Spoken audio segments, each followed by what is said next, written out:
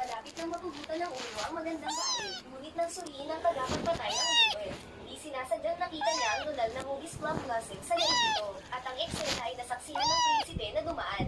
Habang malapit nang mahulog ang ulo ng magandang babae, nakapaghagis siya ng kutsilyo at nakahinto ang 8 metrong payback. Ang emperatrice na mismo ang nagpatupad ng hatol ay biglang nagalit na. Agad siyang lumapit at sinampal ang prinsipe. Hinihintay niya na mabigyan siya ng isang kasiya siyang paliwanag. Ngunit ang prinsipe ay sumang-ayon. Ina, nalimutan mo na ba ang iyong sinabi noon? Mayroong marka ng plum blossom sa balikat. Tiyak mo siya ang aking sinay.